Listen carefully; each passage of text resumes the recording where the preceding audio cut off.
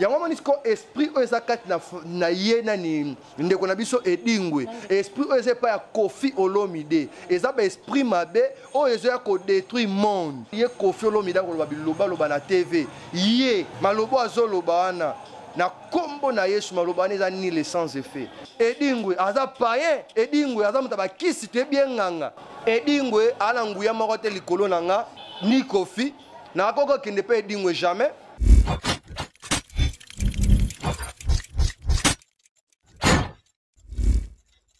Mbote bandeko balanzi émission na biso bakolomboka lelo tozana esengo ya koyamba mosali na Nzambe prophète Gilardin po tosala likambo etali basala Nzambe na yango kosepela vraiment bolanda bozala attentif na oyo tokosola na mosali ya Nzambe. Bonjour prophète Gilardin. Bonjour maman. Bonne santé papa. Oui, santé eza bien par la grâce de Dieu. Papa nalandi ke oyebi likambo oyo ya ndeko na biso Koffi Olomide na ndeko edingwe. Oui. Na oyo balansaki défi à propos ya basali na Nzambe balobi ke basali na Nzambe ya solo baza susté. Oui, na landaki ba vidéo wana ba propos ya ndeko edingwe ndeko na biso Koffi Olomide concernant ya makambo oyo balobaki na média kenan et basala Nzambe na Congo ya solo bazate. Alors wana eza bango nde balobi, tu vois, eza bango nde balobi et koyoka bango eza bango te ozolanda parce que eza na esprit moko oyo eza kati ya Koffi Olomide na ye nani edingwe ba esprit na bango mabe wana baza nango nde sikoyo baza na esprit lokola ya moto oyo aza kodétruire mokili. Donc tu vois diable tangu Nzambe abwaki na mokili oyo akitaki na kanda aza jaloux pona biso ndenge oza boye. Alors jaloux oyo aza nango eza nini parce que Bible lobi ke biso batu tokelami na image na Nzambe. Tu vois sikoyo lokola biso toza image ya Nzambe diable aza na colère yango aza wana pona ko détruire ko gorger ko bebisa kobo ma vie ya bato yango monisco esprit oyo eza kati na ye nani ndeko na biso edingwe esprit oyo eza epai ya Koffi Olomide eza ba esprit mabe oyo ezoya kodétruire monde ozona nanga ezoya kodétruire monde ye Koffi Olomide akoloba bilobaloba na TV ye malobo azoloba wana na kombo na Yesu maloba wana eza nile sans effet ba vrai serviteur de Dieu bazali ba vrai basala Nzambe bazali malgré ba flamationnerie ba kotie belé neto poupola bango to ba vérité concernant ba buzoba o ba osala na église mais ya solo baza tu vois ya solo bazali oyo vraiment banga Nzambe ata musafine na crainte de Dieu na sincérité. Koffi Olomide aza païen edingwe aza païen edingwe aza mutaba kisi te bien nganga. Donc c'est un peu ça. Nga vraiment pas mal baloba kiwana tant qu'il naza prophète des jeunes prophètes na hotel les melango pe ba na place monter ba tanga parce que oza kati nanga aza na nguya koleka oza na kati ya mokili. OK, mais papa na lobisu boye nde balobaka ke mutu moko afingisa bato nyonso. Et ça pena ba sala Nzambe musu bakenda ko mona pe bango. O pe ba pesa kande tidunga bi ba pesa ba pouvoir ya kosala ba délivrance ya kosala boye comme ça ba mbongo tout mais bango nde bazo bebisa réputation ya ba vrai pasteur. Ouais. Oui, et ça bango. Bon, la Bible nous dit toute autorité vient de Dieu. Tu vois, si tu crois, tu verras la gloire de Dieu. Vrai miracle, vraie prophétie, vraie guérison. Oignon sokoko luko sala. Nzambe aza capable de kopesa yo. Quoi sert na kende pe dingwe afungola nga misu pona banda ko prophétiser. Pona banda ko mona. Ozolanda ngai. Yango moni lelo basala Nzambe belé ba koti na flammation. Ba koti na mambo etali ba rose croix ba simbi ba kisi pour que pona ba mata. Soka telemi libosa mutalobika ka take it. Tu vois ceci, cela. Dieu m'a montré. Nzamba lobi boy. Donc, azotanga la ba combo. Diable a prophétisé ka. Ba sala Nzambe belé lelo ozomona bazaki ba quartier. Oto yebi kala baki ba quartier balati ba bilamba oyo ba singa boy excuser nga parce que combo lango ekiminga ba rafia tu vois.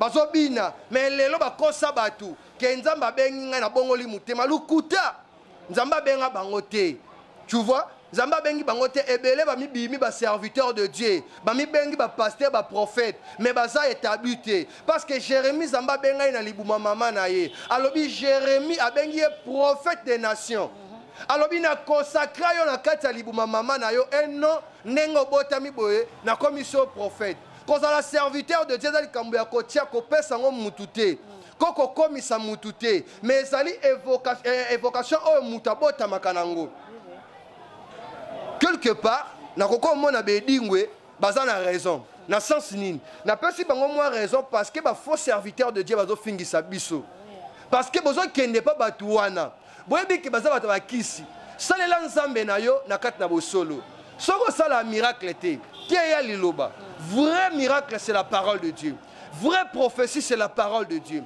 na peki sabato babenga nga prophète babi na nga yo za tikotaki ya kobenga nga tipo na tikotaki soko lingi tikotaka solo za prière na parole de Dieu yango ne change la vie ya mutu yango ne eyaka kolungola makambu o diable tsakati na yo ba transformer yango directement za changer edingwe ala nguya moko te likolo na nga ni kofi na koko kende pe edingwe jamais na ko ke pe edingwe afungola nga misu te parce que nga nzamba lobela nga soki na telemi nzamba loba azoloba ezala o kombo nene na ba kombo to pesaka ta mutu ki ngani aza place tel nzamba lobi boye ceci cela tu vois donc ba edingwe baza bato baza ba kisi baza bato bazo bebisa jeunesse baza bato bazo détruire peuple congolais baza bato yo vraiment peuple de Dieu bolandaka bango te parce que la Bible dit que non on donne ce qu'on a mbatu obino bozolanda baza na esprit mabe pendant que bozolanda bango ni nous transmettre quatre na bango donc c'est un peu ça.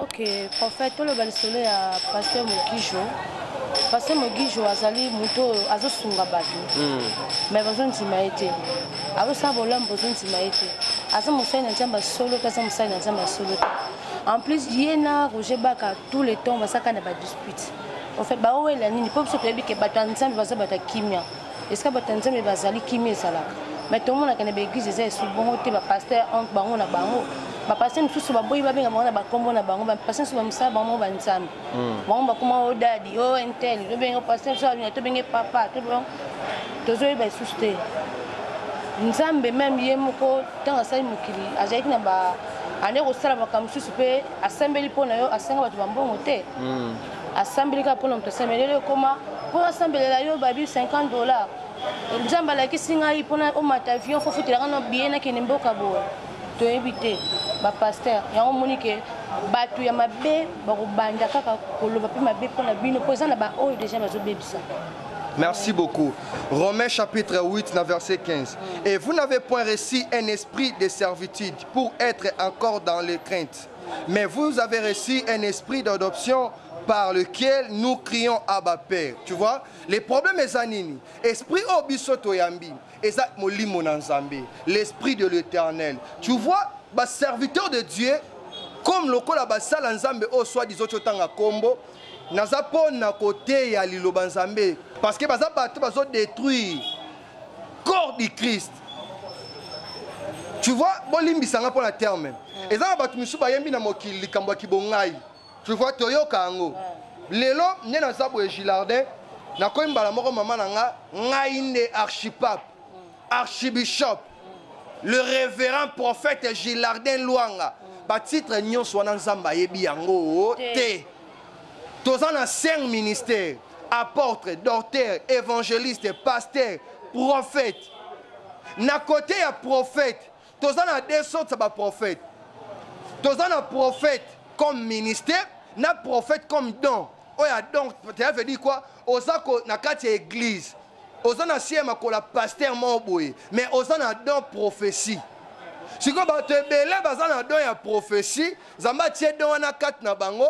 Bami bengi banani ba prophète comme ya ministère c'est archi faux et ça le kuta baza ba prophète té soit disant le kola basala nzambe wana tu vois baza batu oyo baza na bango na ba soit disant na lobi ke bien na ebité soit baza pe na dongo soit ba ko na dongo na ebité et dans o bango baza na ngo wana Pardon, excusez-moi, tu recordes dans 1 Corinthiens chapitre 12, verset 9, verset 9 à 11.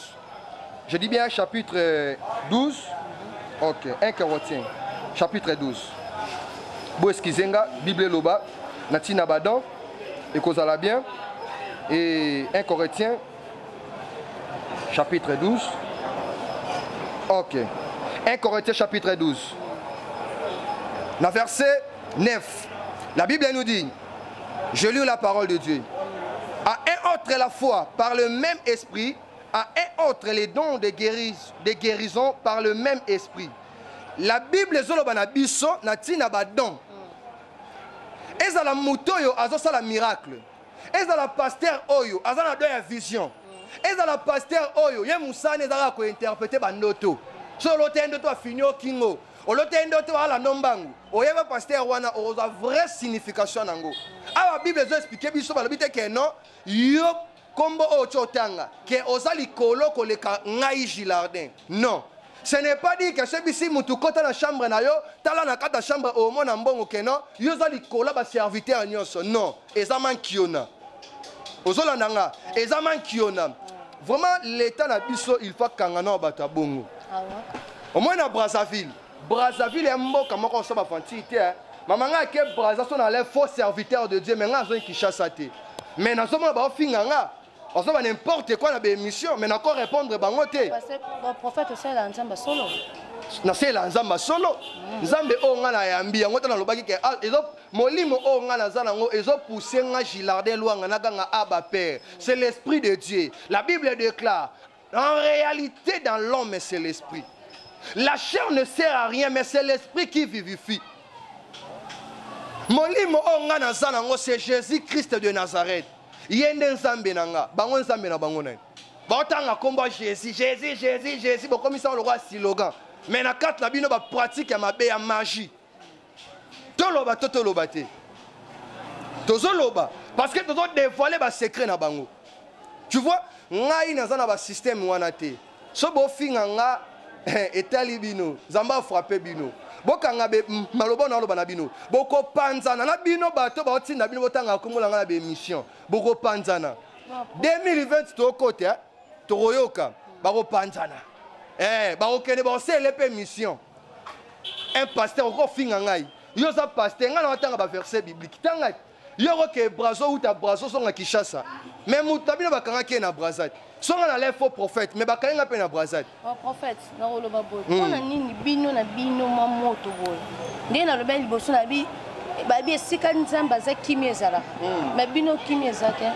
ba pasteur ba kosi na polémique ba pasteur ba kosi na koswana ba pasteur ba kosi na kofinga na oyo aza boy komila ki c'est pas nini ko basala nzambe asoto oyeba bango ndenge nini ya lokuta pe toyeba bango ndenge nini ya Bible lobi na mikola suka bokomona ba faux serviteurs de Dieu bakoya pe bako prophétiser Dieu m'a dit Dieu m'a parlé ako prophétiser pe pendant la précision ozolanda prophétie change avia mutu te prophétie etikala jamais ko guérir mutu soko yo ki prophète alobi na yo et pas na ngeza tikotak prophesy lukuta ngana lobano eza power power cela veut dire puissance puissance c'est Jésus-Christ de Nazareth ozolanda nga na kombo na Yesu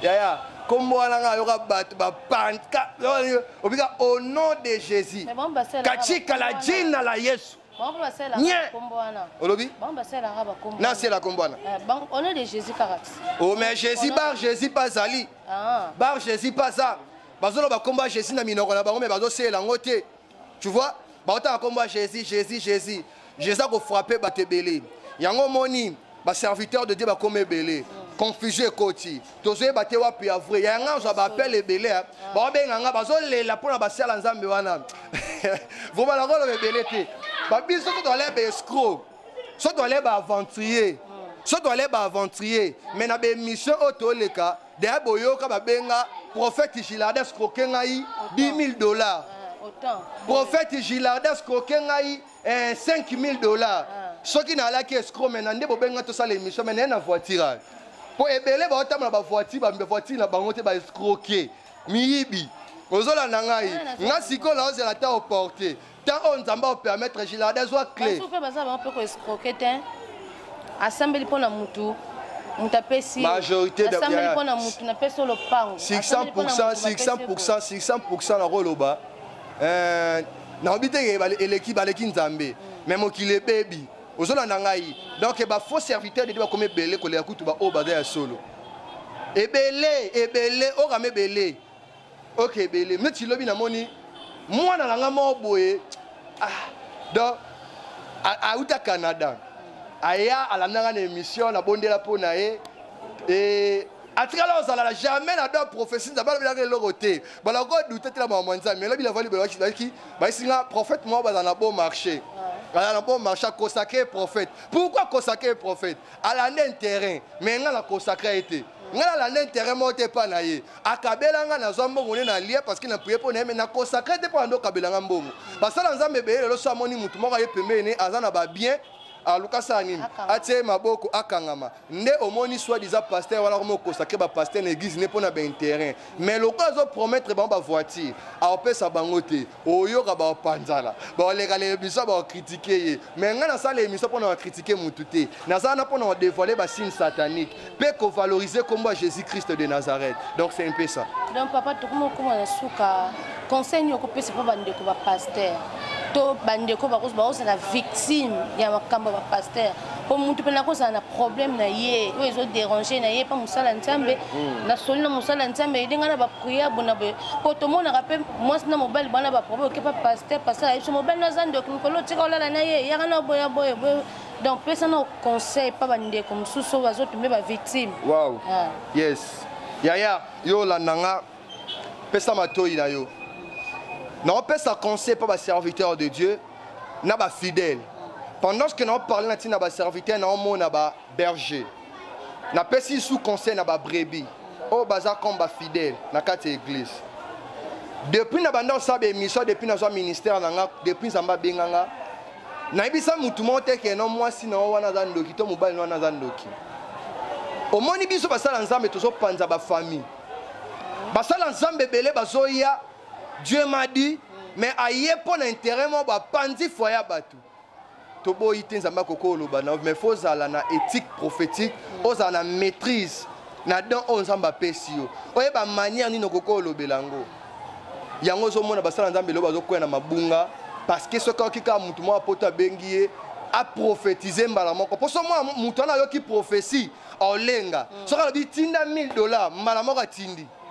Te nga zoni sabat musuna nzela papa bebi singa ke yo monaka te mama na mona te na lebi na mona na ngai te prière nde mutu mona makamba mutu parole de Dieu de mona makamba mutu ya onem de peso solution botika ki escroc na kati ya ministère botika ki escroc na kati ya ba vie chrétienne na bino conseil na pesa bino soki nzamba lobelo eloko te kanga munoko na yo kolega na TVT oloba ke nzamba lobelinga pona chef de l'état nzamba lobelinga pona mutu kingani songolo to pakala fandisa munoko nonye yaya est-ce que prophétie ka ne mutu ekopeso mbongo prophétie ka ne mutu ko changer yo non botika ko panza ba foya batu botika ko sala bisala sana kati ya mabota batu botika biloba loba na makambo on nzamba zoloba te ezo créer boulou yeke bozo bouleverser makamba batu combien de divorces ça na kati ya poto combien de divorces ça na Amérique na Asie na Europe ezo sala nga passe mingi so ba bengi papa à cause ya pasteur tel à cause ya serviteur tel ne longa na za mobali na ngai te na landa sentiment na yoka o aloba meta lelo na perdre libala na ngai yaya soki problème eza na libota na yo soki problème eza entre yo na mobali na yo na aloba na yo eloko pesa solution sa prière benganga na numéro na opesa to sala prière quel que soit problème ezotungisa yo c'est possible zamba pesa yo solution c'est possible zamba changer vie na yo benga à cause ya lo sambo vie na yo ko changer boko kabwana mobali na yo te na orienter bino na kotalisa bino chemin na kolakisa bino Jésus-Christ parce que ya lobin cherchez premièrement le royaume de Dieu et la justice tout le reste vous sera donné par-dessus et l'autre c'est important eza bokonza likolo mokili o eza pamba yaya tokoleka nzamba lola asunga yo. Merci bandeko aussi c'est émission na biso to yamaki prophète Jules Ardin na yebi ke nzamba la sukate prophète oyo nayambi yo nakoyamba yo lisusu po ndenge toza boye toza na mokili makambo tozalaka eko kozalaka mpe kaka donc nakoyamba lisusu mbala nsima nayebi ke okoloba lisusu ya ebele donc c'est ça vraiment nasepeli mingi yanga eleki merci oyo yanga ifome eleki nayebi te nini nakoloba nga mpe na félicité yo par rapport ndenge oyambi nga na émission tu vois eza bajournée sebe baobenga ngai naoleka baémission bilekaleka te parce que bato mabe mpe bakoti ebele yo ozolanda ngai so ozobenga nga mpo oyamba na émission kobenga nga lisusu te donc nga naleki na nga na émission na yo parce que owana calme tala kaka numéro na ngai ya téléphone ezali plus 243 89 93 97 442 je répète encore plus 243 89 93 97 442 yango nde numéro na ngai ya téléphone benga oza na problème eza na mama moko azolanda ngai na moma ozolanda ngai aza na problème mais problème oyo aza nango ozolanda ngai na vie na ye oyo eza 3e fois na ye asala divorce ozolanda ngai aza na problème mais soki olandinga benga ngai nzambe alola aza capable ya kochanger vie na yo is your name is Jesus na kombo na Yesu nzambe alola abénir bino amen amen amen. Ok, merci bandeko. Tout le monde a une sima na émission na biso bakolo mboka. Merci.